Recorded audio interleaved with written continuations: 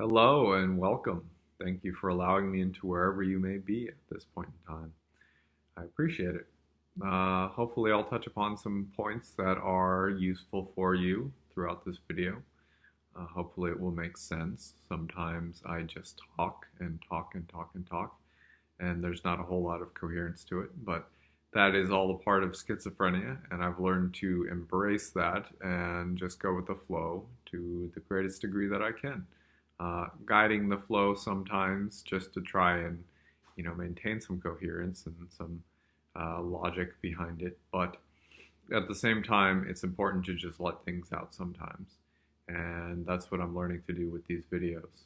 So I appreciate you allowing me to do that with you present, and hopefully once again I will be able to talk about something that is useful for you in your own life. So, I guess coping strategies. When one is dealing with schizophrenia, things are going haywire in their mind, it's going haywire in their body, their emotions can be going haywire. Things are basically breaking down in a very profound way. And when it happens for a long time, it's called chronic schizophrenia. There are, well, generally speaking, from what I've seen, chronic schizophrenia seems to be really just schizophrenia, and anything that is a short-term episode of schizophrenia is not necessarily diagnosed as schizophrenia. Maybe it's called a psychotic episode, or maybe it's called drug-induced psychosis, which is a possibility and is a very real thing. But chronic schizophrenia is a disease that affects about 1% of the population, and it's a very hard disease. It's a very disabling disease. It causes a great deal of dysfunction in the individual experiencing it, and a lot of pain and turmoil for those surrounding them. Mostly because they don't know, the friends and family don't know how to deal with the situation, and they don't know how to help. And hopefully I will provide some information that will help with that helping. Um,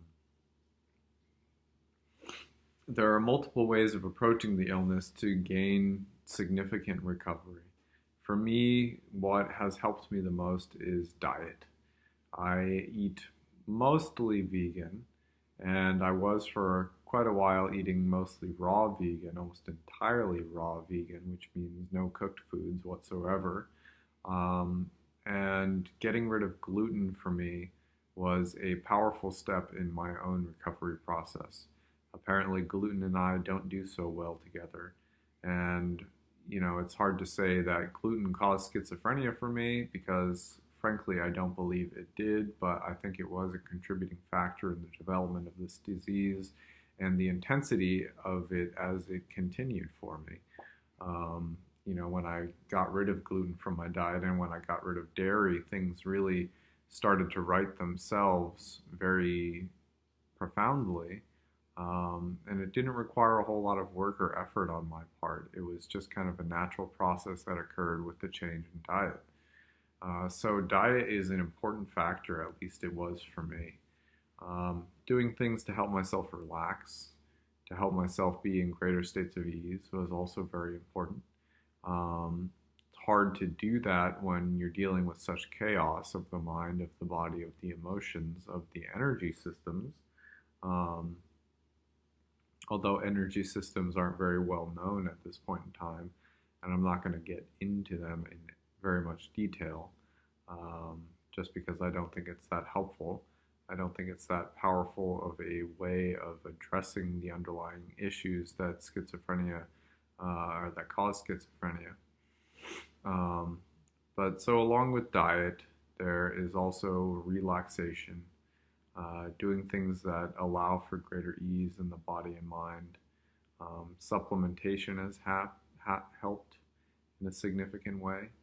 Um, Things like omega-3 supplementation, glutathione for detoxification. For me, my glutathione pathways are damaged, or dysfunctional is a better way of putting it. It's not as if I had functional glutathione pathways and they became dysfunctional. It's actually a genetic cause. I received two dysfunctional genes from my parents that caused me to be less able to process toxic materials and that are absorbed into the body.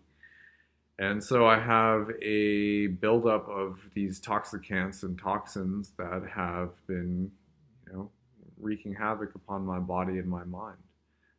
But that's also only another part of the picture.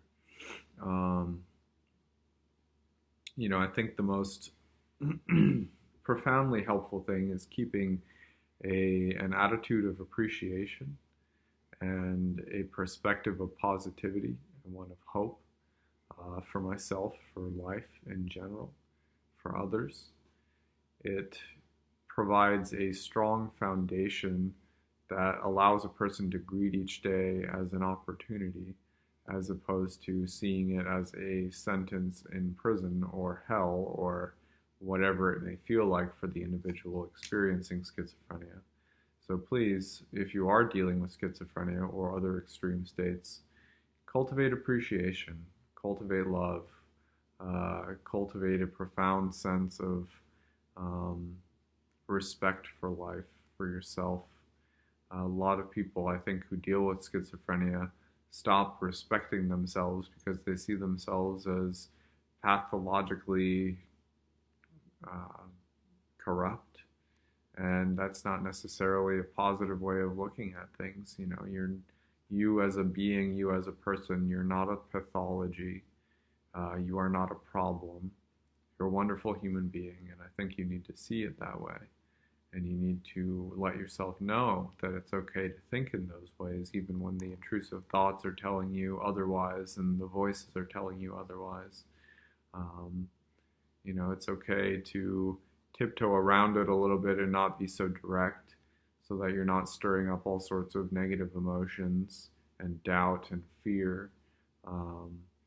But you're kind of gently walking into the perspective of, I'm a worthy being and I'm a beautiful being and I have value in society and I have value in life.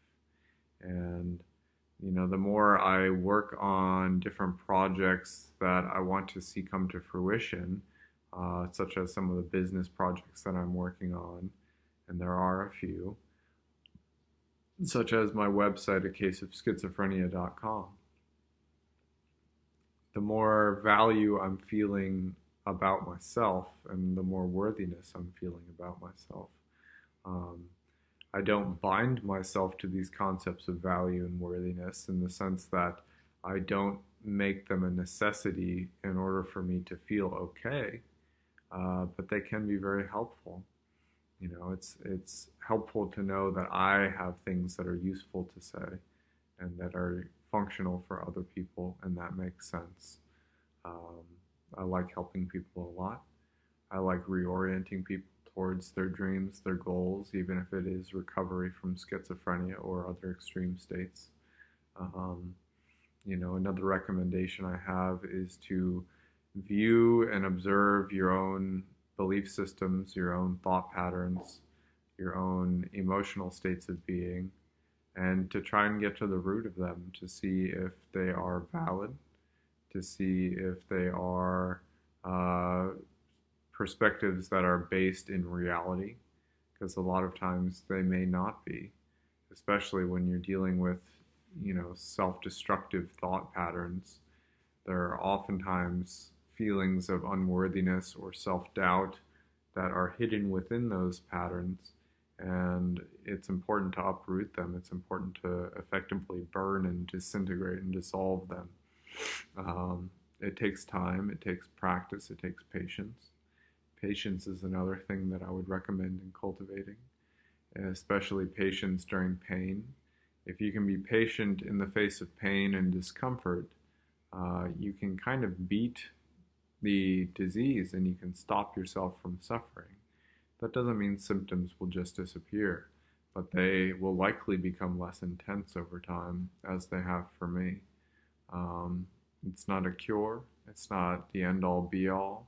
I think a combination of treatments is really the way to approach the disease, approaching it from as many fronts as possible all at once without overdoing it, because, let's face it, somebody who has schizophrenia It's oftentimes overwhelmed and overloaded by sensory information in the first place.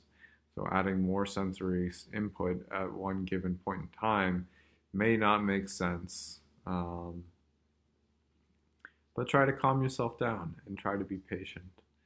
Patience is, it's not just a virtue, it's a very useful tool. And, I'm a very patient person, both by nature and because I've developed it in myself.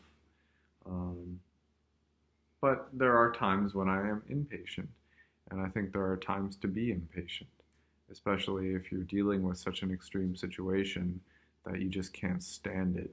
It's breaking you down. I mean, at that point in time, I would recommend finding some help, talking to somebody else who is non-judgmental. Unfortunately, there aren't very many avenues for people to use to begin to talk to other people about these situations because there are very few people who are qualified to deal with them. But I think that over time that will change, and as more people like me start to come into the picture and start to talk about these experiences in an open and honest way, it's going to truly change the experience of healing for others who have found themselves dealing with extreme states. Um, yeah, I'm not quite sure what else to talk about right now. I think I've touched upon some important points. Hopefully, it's at least enough to stimulate your mind a little bit and give you some relief, some greater ease, because that's kind of all that I'm about at this point in time, is helping people to experience greater ease within themselves and to be okay with who they are and to be okay with life as it is. But this video is getting a little bit long, so I think I will cut it short and say thank you once again for allowing me into wherever space you are right now and for listening to me. And hopefully you've gained something from this. Once again, thank you. I will talk more again later, and hopefully you'll join me for that too. Thanks. Bye-bye.